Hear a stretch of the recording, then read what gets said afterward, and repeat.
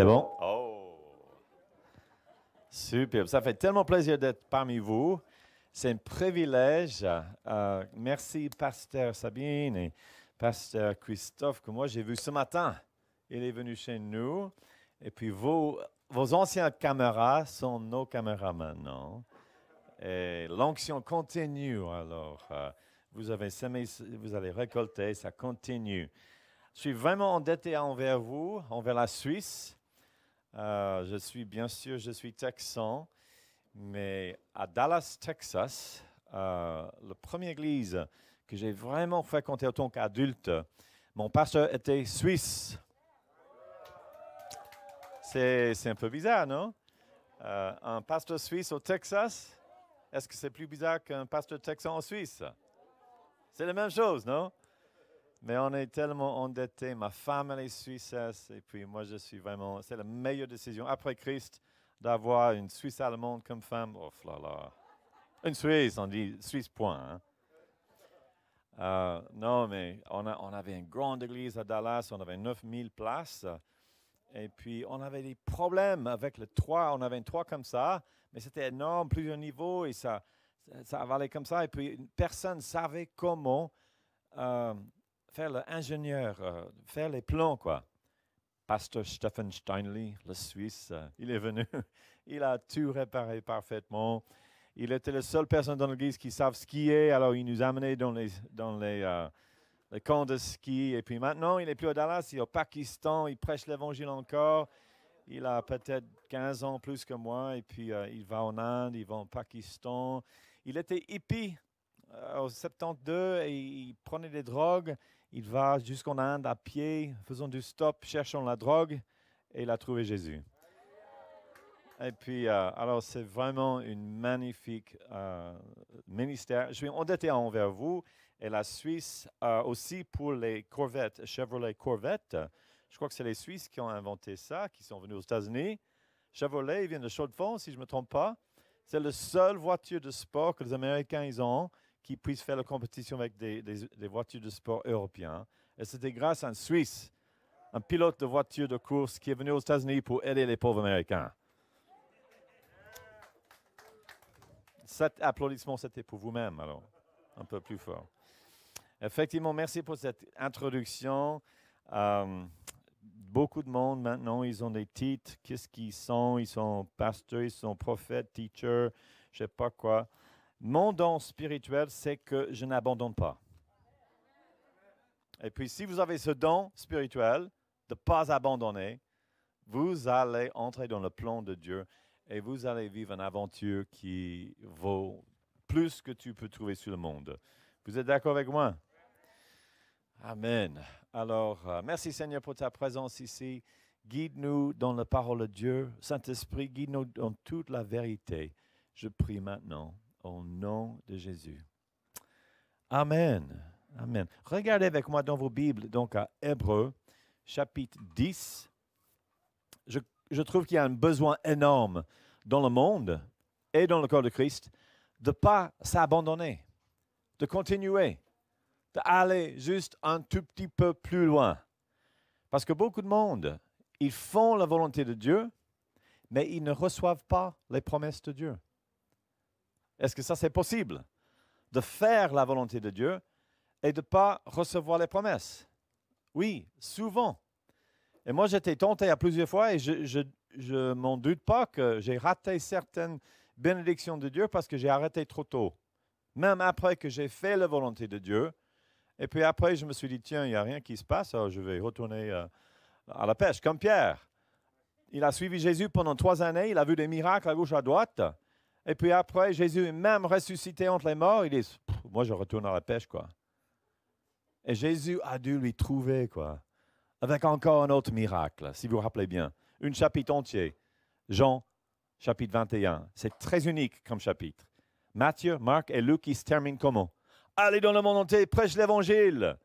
Guéris les malades. Les signes vont suivre ceux qui croient. Matthieu, Marc et Luc. Mais Jean, chapitre 20, Jésus est ressuscité entre les morts. Et qu'est-ce qui se passe? Il a soufflé sur eux. Il ne faut jamais faire ça dans le microphone, je sais. Et il a dit, reçoivent le Saint-Esprit.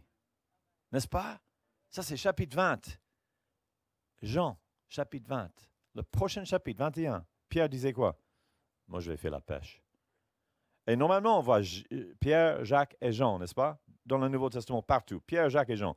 Là, on voit Pierre, Nathaniel, le français, rationaliste, et Thomas, qui doute, le texan.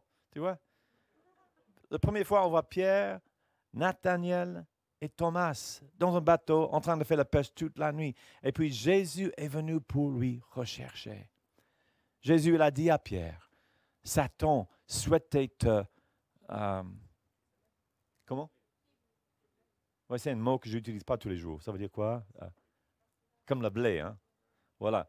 Mais j'ai prié pour toi, Pierre. Et quand tu es restauré, pas si, quand tu es restauré, fortifiez vos frères. N'est-ce pas? Mais certains d'entre nous, peut-être vous êtes encore chrétien, vous n'allez jamais abandonner d'être chrétien. Mais peut-être dans votre couple, vous avez arrêté il y a déjà 2 ans en arrière. Vous venez chaque matin, ouais, tu mets ton bague, tu es marié, mais tu as arrêté. Et Dieu il veut que tu ailles un peu plus loin. N'est-ce pas? Dans votre bureau, ouais, j'ai tout essayé, ça fait 20 ans que je travaille là-bas. Je viens de parler avec, j'oublie, le frère. Oui, Samuel. Il a dit, ça fait 20 ans que Dieu m'appelle. Et puis, c'est juste maintenant qu'il ouvre les portes, quoi. Tu n'es pas seul. La seule différence entre toi et beaucoup d'autres, c'est que toi, tu as continué. Et ça se passe pour les évangélistes, les pasteurs, les docteurs, les prophètes, les apôtres.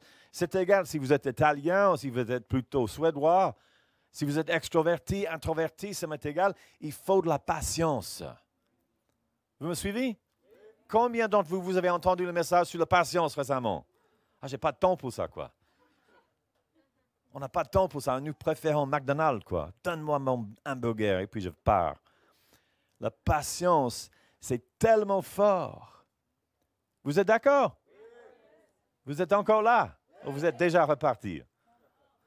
Moi, j'ai couru, ça c'est passé composé, j'ai couru un marathon il y a des années, quoi, en arrière. Et puis, j'étais à New York pour le faire. Et j'étais en train de courir. Et puis, après 30 kilomètres, les gens, il y a 4 millions de personnes qui viennent dans les rues pour t'encourager.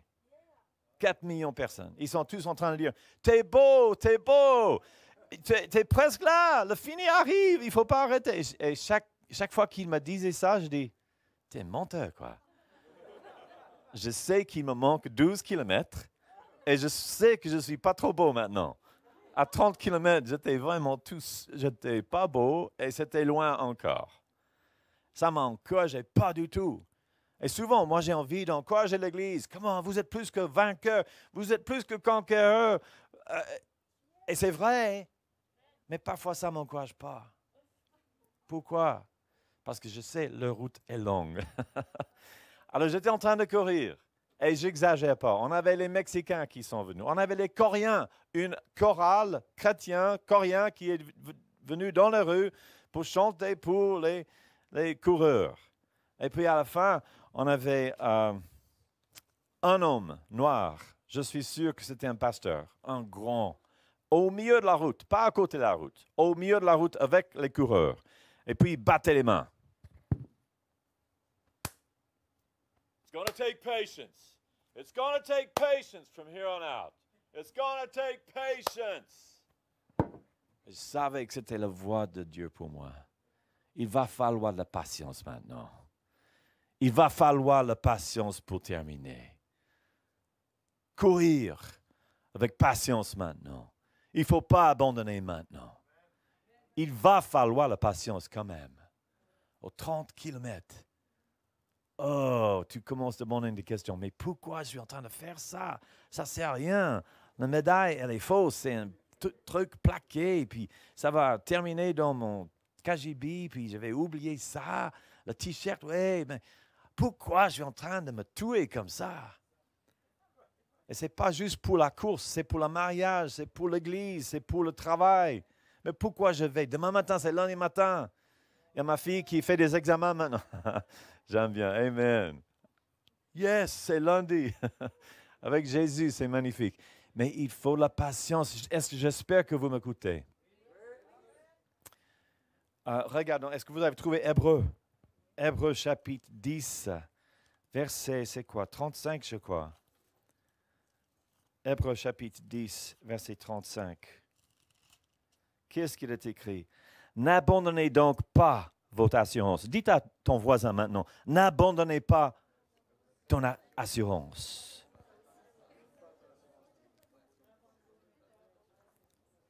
Une grande récompense lui appartient. Pas une petite médaille, une grande récompense lui appartient. Car il faut fondre de la persévérance, il va falloir de la patience. Pourquoi? Afin qu'après avoir accompli la volonté de Dieu, vous obteniez ce qui est promis. Ça veut dire que c'est possible de faire la volonté de Dieu et pas recevoir les promesses. Moi, j'ai quitté Texas, je suis arrivé, et puis il n'y avait personne qui m'attendait avec un bâtiment, rien. J'aurais pu arriver, je dis, oh, mais Seigneur, il n'y a personne ici. Je retourne aux États-Unis. Après avoir vécu quelque chose de beau ici, en Suisse, on est parti à Paris, et puis, mais Seigneur, tu m'as demandé d'aller à Paris, et puis, il n'y a personne qui vient ici à Paris. C'est magnifique pour, je ne sais pas, un filet de mode. C'est magnifique pour les vacances, mais comment c'est une église à Paris? J'aurais pu tourner, on était 10 personnes dans une sous-sol, 3e sous-sol, dans un hôtel qui était démodé avec les trous, des cigarettes qui étaient, et tu sens l'alcool partout. Et tu te demandes, mais qu'est-ce que je fais là, Seigneur? Je ne savais pas qu'il y avait un Australien qui prie pour nous à Oklahoma, aux États-Unis, chez Oral Roberts University, un flamme de feu qui prie 24 heures sur 24. Moi, j'ai visité, et puis ils avaient une image. Lui, il avait un tableau de Tour d'Eiffel dans son bureau. Son travail, c'était de prier 24, de gérer le bureau de prière pour cette université de Oral Roberts. Et lui, il prie pour Paris sans cesse, quoi. L'Australien. Il est venu à Paris, il a monté le Tour Eiffel, il a prié pour nous, que nous recevons un bâtiment. On cherchait un bâtiment, et puis moi, j'étais à pied avec mon fils.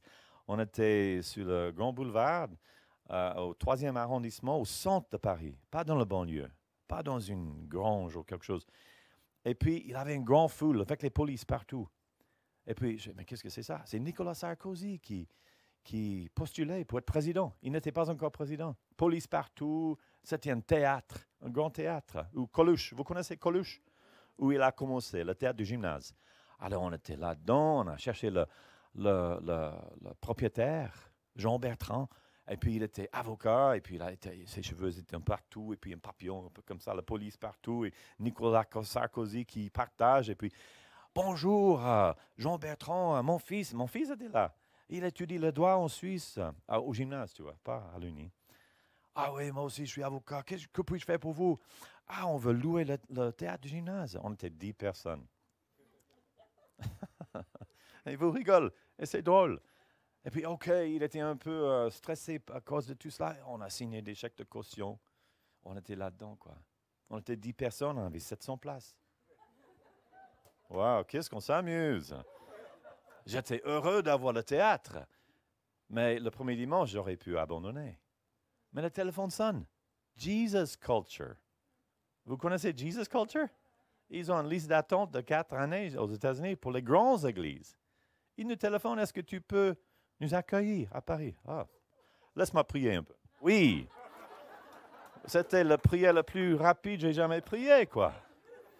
Non, mais c'était magnifique parce que je rigole un peu, mais c'était beau de voir qu'on n'abandonne pas et Dieu, il y a une grande récompense qui est attachée à ça. N'abandonnez pas votre assurance. N'abandonnez pas votre assurance. Prends courage. Prends courage. Et la Bible est pleine des exemples comme cela. J'ai terminé le marathon, d'ailleurs. Hein. Oui. Mon associé à l'époque, il a dû marcher. Il n'a pas pu terminer en courant. les jeunes. Ruth, vous connaissez bien l'histoire. Ruth, elle est étrangère. Sa belle-mère, elle est juive. Elle est rentrée, souhaitait rentrer en Israël. Et puis, dans le chemin, Naomi, elle s'appelle. Elle a dit Ruth. Et comment s'appelle l'autre? Oprah, je crois, sa sœur. Restez là, ne viens pas avec moi. Non, on va retourner avec toi. Non, restez là. Oprah, elle est partie. Ruth, reste là, j'ai plus des enfants pour te donner comme mari. Reste ici. Non, je vais avec toi. 3 fois. Je vais avec toi. Non, non, tu restes ici. Non, enfin, elle a dit, là où tu meurs, je mourir. Ton peuple sera mon peuple. Ton Dieu sera mon Dieu. Elle est au chômage, elle est veuve. Elle est en train de glaner dans le chaleur, quoi. Et puis, elle a pu entrer dans la postérité de Christ. Elle n'est même pas juive parce qu'elle a persévéré. Il y a une grande récompense attachée à notre persévérance. Elle ne savait même pas qu'elle serait l'arrière-grand-maman de Jésus-Christ, quoi. Peut-être elle avait des idées de David, mais même pas. Mais elle est entrée dans quelque chose de plus grand qu'elle a jamais pu deviner. Au-delà de tout ce qu'on peut penser ni imaginer. La Bible est remplie des gens comme ça. Et Dieu, il veut que nous avons cette attitude. Parce que si on a nos mains dans les poches, on ne va pas agir comme ça. Dans le livre des rois, avec Élisée, je crois, 2 Rois, chapitre 13, verset 15, Élisée est en train de mourir, le prophète, pour Israël, un prophète. Il n'avait qu'un prophète à l'époque, qui vraiment présidait sur Israël. Il est en train de mourir. Et puis le roi lui rend visite. Vous vous rappelez bien l'histoire? Et puis le prophète, il a la parole de Dieu dans sa bouche. Et ils disent, prends des flèches et batte les flèches par terre. Et le roi, il a dit, OK. Quelqu'un a des flèches, donne-moi quelques flèches. Pour le vieux. Hein? Pop, pop, pop. Et le vieux prophète était fâché avec lui. Mais pourquoi tu as tapé que 3 fois? Si tu avais tapé une dizaine de fois, tu aurais pu vaincre les Syriens pour du bon, quoi. Maintenant, tu vas vaincre que 3 fois. C'est parce qu'il avait abandonné un peu. Il est devenu un fonctionnaire. Il a abandonné son confiance, son assurance. Il a perdu un peu de son récompense. Vous me suivez? C'est tellement important. Chaque fois dans la Bible que nous voyons une percée, que nous voyons vraiment les gens qui reçoivent, c'est à travers la foi et la patience. La patience. Les Suisses, je trouve que vous êtes plus patients que le norme. Mais quand même, il faut plus de patience. Vous êtes d'accord? J'adore quand vous conduisez les voitures. Hein. Vous êtes tous très polis. Je vous aime fort. Pourquoi vous rigolez? Les Valaisans, peut-être un peu moins, mais... Non, les Genevois, ils sont le pire. Non, je vais arrêter là. Vous êtes superbes. Luc, chapitre 5, verset 4. Pierre, la première fois qu'il rencontre Jésus, il a fait la pêche toute la nuit. Je ne sais pas qui a... Est-ce qu'il y a des gens qui font la pêche ici? Personne? Il n'y a personne. Qui a jamais fait la pêche? Jamais. Changez vos comportements. On va faire l'appel tout à l'heure. C'est super de faire la pêche une fois. Hein? Jamais. Oh. Il faut la patience pour faire la pêche. Hein? Mais lui, il a pêché toute la nuit. Il n'a rien chopé. Et puis après qu'il a tout nettoyé, tout l'équipement, il a tout nettoyé. Puis Jésus dit, allez un peu plus profond, dans les eaux profondes, encore une fois, et laissez vos filets. Et c'est là où il y a une récompense. Catherine et moi, ça fait 33 ans qu'on est mariés maintenant. C'est tout nouveau, on n'a jamais été mariés depuis 34 ans. On attend l'année prochaine. Hein. C'est vraiment quelque chose qui se passe à 34 ans. Hein. On doit avoir cet espoir, on doit avoir la patience, c'est une expectation avec joie. C'est ça la patience. La patience, c'est pas de se tenir par tes ongles aux dernières minutes. La patience, c'est d'avoir une expectation joyeuse. Que Dieu, on ne sait pas quand, on ne sait pas forcément comment, mais on sait que Dieu a une récompense pour nous. Et c'est pour cela qu'on n'abandonne pas. Chaque ministère, ils ont entré dans la volonté de Dieu pleine par la patience. Jeune en mission, je ne sais pas si vous êtes au courant avec ce ministère. C'est là où j'ai rencontré ma femme, sur l'Anastasie, sur le bateau. Et puis, je me souviens bien les histoires. Lauren Cunningham, ici à Charlotte-Gobet, à Lausanne, une femme, elle a donné cette maison à Jeune en mission. Mais le jour J, elle a dit non. Non, je ne veux pas donner la maison. Chez le notaire. Et puis Lauren dit, mais c'est ce que vous avez dit hier, et puis 10 minutes en arrière. Non, non. Et puis lui, il raconte l'histoire. Il était assis dans son chaise 3 heures au notaire. Et il disait rien. Il disait rien. Et la femme, il dit, non, non, non. Après 3 heures, OK. Elle a signé, et bon. Ça fait quoi maintenant? 30, 50 ans qu'ils sont là-bas à Charles-de-Gaulle. Ils ont vraiment fait une œuvre extraordinaire. Ils ont touché les nations. La patience, c'est par la patience. Vous me suivez un peu? Vous pouvez avoir tous les outils. Vous pouvez être au bon endroit.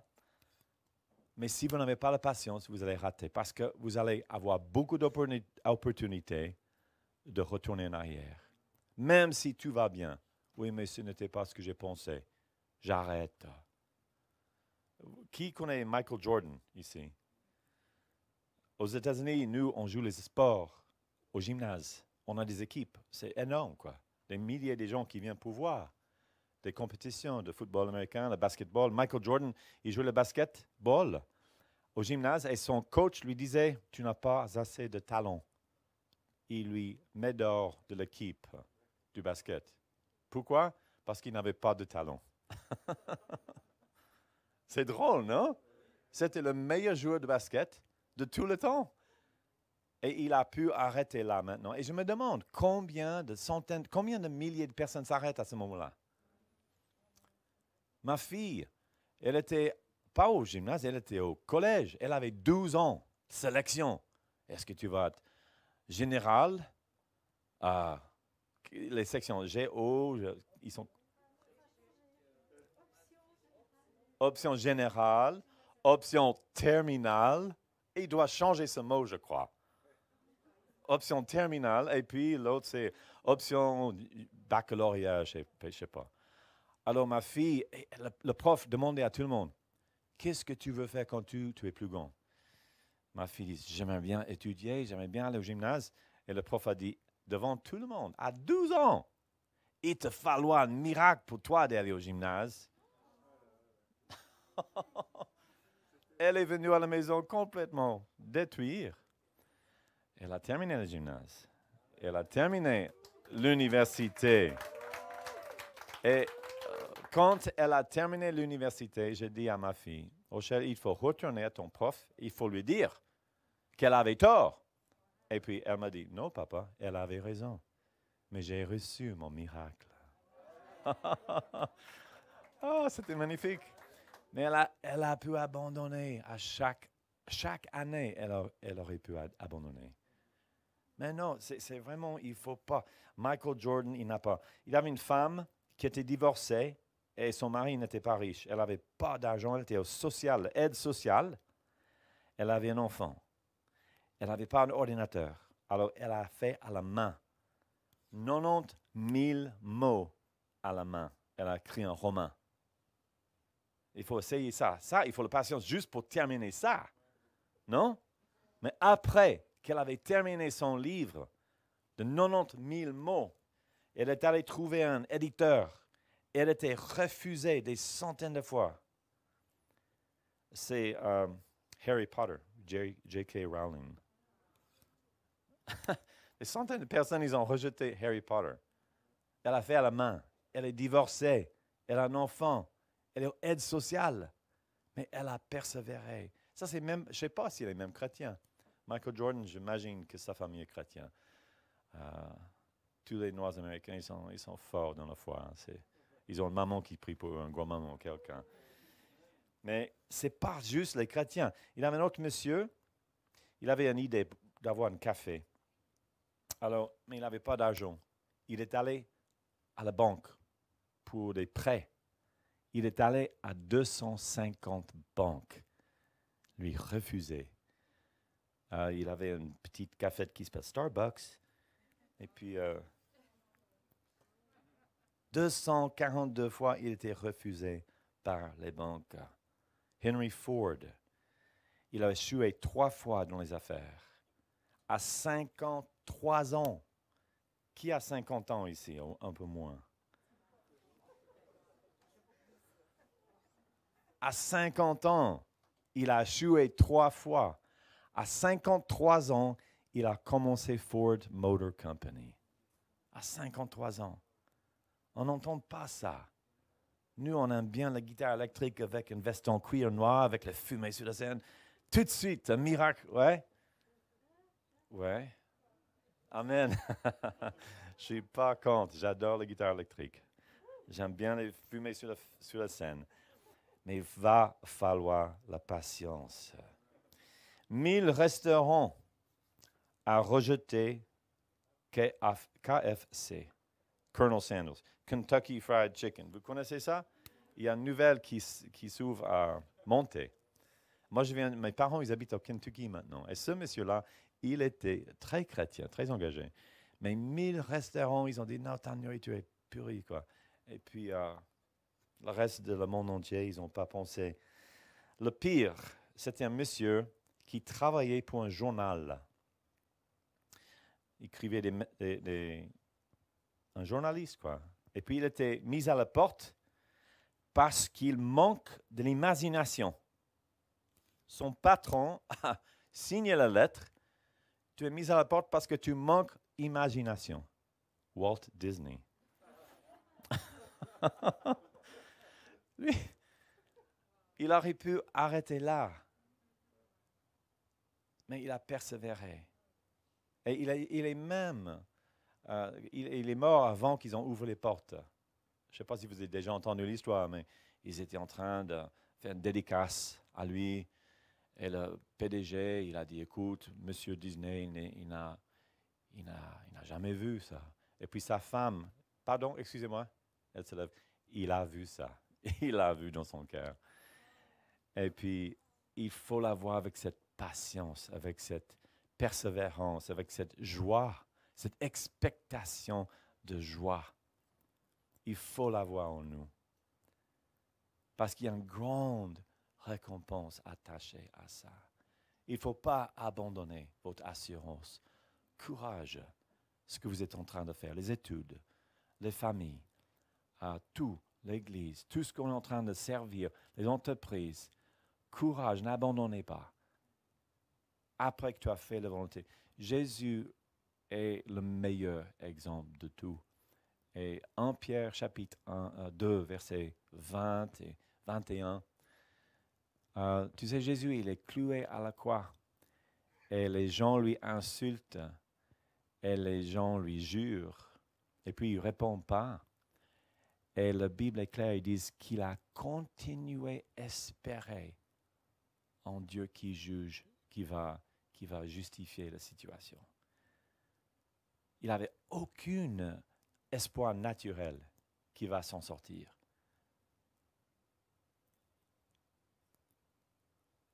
Et même son père spirituel a tourné son dos. Et il a continué à croire en Dieu. Sa mère terrestre était là à côté de lui. Je crois que ça, c'est la sagesse de Dieu. Le père spirituel, il a dû tourner son dos, mais sa mère terrestre était là. Merci Seigneur pour les mamans. C'est la fête de père aujourd'hui, pas de maman. Hein, mais quand même, c'est la sagesse de Dieu. Mais il a continué à croire. Il a continué à mettre son confiance en Dieu à la croix. Et puis, il était ressuscité 3 jours plus tard. Et il était exalté à la droite de Dieu. Levons-nous, s'il vous plaît. Levez-vous, s'il vous plaît. Peut-être vous êtes un chrétien pour du bon. Ça ne va jamais changer. Mais peut-être dans certains domaines, vous n'avez pas la pêche. Mais Dieu, il veut que nous avons la patience. Vous êtes dans un marathon. C'est normal aux 30 km de se fatiguer un peu. Même les jeunes, ils se fatiguent. Mais ceux qui espèrent dans le Seigneur, ils renouvellent de force. Ils vont monter avec les ailes d'un aigle et ils vont voler dans la volonté de Dieu. On va pas juste obéir, mais on va recevoir les promesses de Dieu. Si on n'abandonne pas, si on continue, sachons qu'il y a une récompense attachée.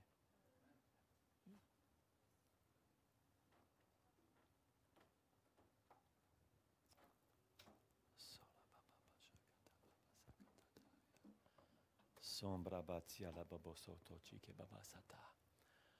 Lambrostolia da chike babosombra batiki de babosondo. Thank you, Jesus. Thank you, Father God. Thank you, Lord, Holy Spirit. Josué, il a reçu la position de Moïse. Oh, tu peux dire ça, c'est magnifique. Non, c'était effrayant. Josué chapitre 1. Et Dieu lui dit 3 fois, prends courage, seulement fortifie-toi et prends courage. Seulement fortifie-toi et prends courage. Même si tu es promu maintenant, je ne suis pas en train de dire que tu es abattu, il faut que tu prends courage. C'est la volonté de Dieu. La dépression, ça vient à chacun de nous. Mais une chose est sûre et certaine, ce n'est pas la volonté de Dieu. Ce n'est pas la volonté de Dieu que tu as ta main dans la poche, tête en bas. Il veut que nous sommes dans l'expectative. On ne sait pas quand, on ne sait pas même comment. Mais je sais que Dieu, il a pouvoir, un moyen d'en sortir.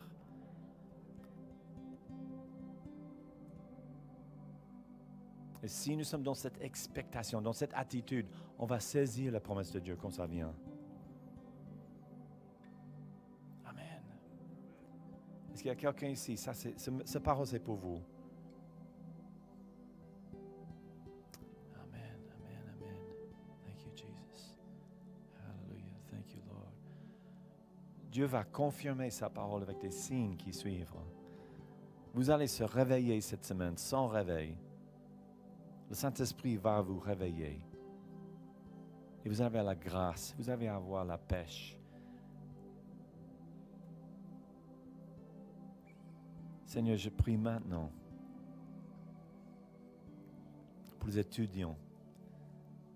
Seigneur, je prie pour chaque personne maintenant qui est en face d'un examen, qui est en face d'un désillusionnement ou quelqu'un qui a raté les examens.